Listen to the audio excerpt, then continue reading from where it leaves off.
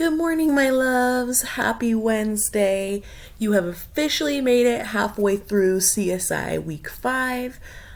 Today, our story looks a little bit different than the other ones we've been doing.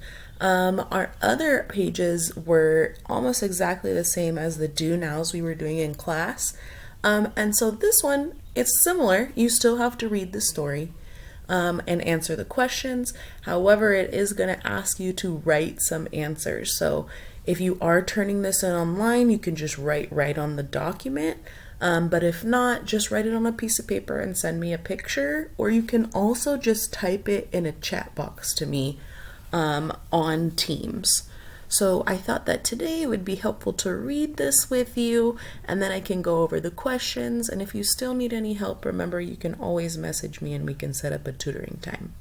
So go ahead and pull out the reading that says Frog Day. It's by Janine Scott. It's the one that has the cute little frogs. There's a boy holding a frog down there. Remember, you can still use the same skills that we used on our other reading pages. So first checking out the title and then looking at the pictures. Remember, this seems to be that it's about frogs because we see a lot of those on here.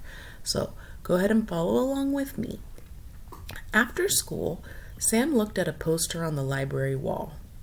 It said that help was needed to clean up the pond at Sun Park on Frog Day. The frogs were dying, so Sam wrote down the telephone number from the poster.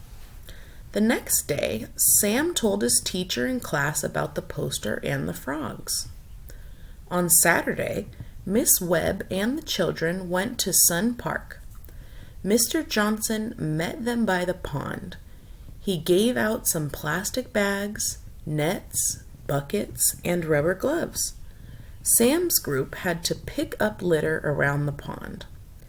Mr. Johnson's group had to pull out the weeds.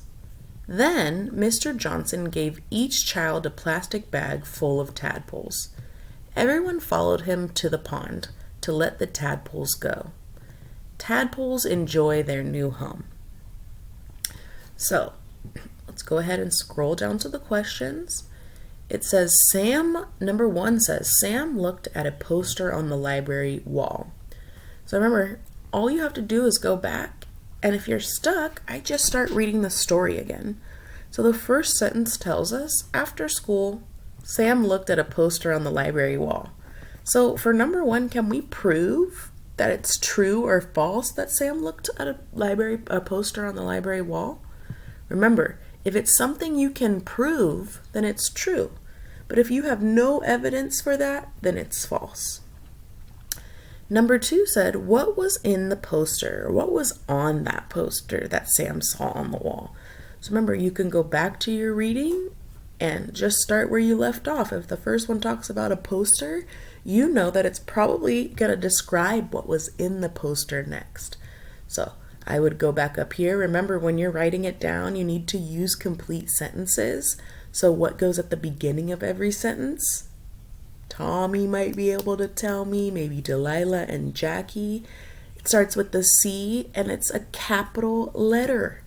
And remember, at the end of your sentences, you need to have a punctuation mark. So that could be a period. Go ahead and yell out. What else could it be? It could be an exclamation point, or it could even be a question mark.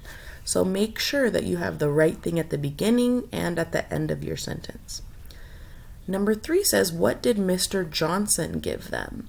So remember, if you're stuck, go back up. I would look for Mr. Johnson. That would probably be where my answer might be, or at least near. And then I would read the sentences around Mr. Johnson. Remember, there might be more than one thing that Mr. Johnson gave them. So list everything on this line, okay? Number 4 said, what did Sam's group do? So in the reading, they talked about Sam, and he really felt bad about these frogs, so he wanted to do something about it. So what did he do? So you need to, again, go back up in your reading and see if you can figure out where they talked about what Sam's group did. Number 5, the last one, says, what was in the big plastic bag? So A is fish, B says tadpoles, and C says turtles. So, especially if you were in my B2 group at the end of the day, we talked a lot about these little animals. And we even saw what the different stages of their lives were. So, remember, if you are stuck, there's always an answer here that is not correct. So, go back through and make sure you cross those out and then see if your pictures on the side of the page can give you any help. All right, Knights. Remember, if you have any questions, please reach out to me. I'm more than happy to help you. I miss you guys so much, and I hope that this assignment is not too difficult for you. But remember, always reach out if you have any questions. I miss you, love bugs, and I will see you soon. Have a great day.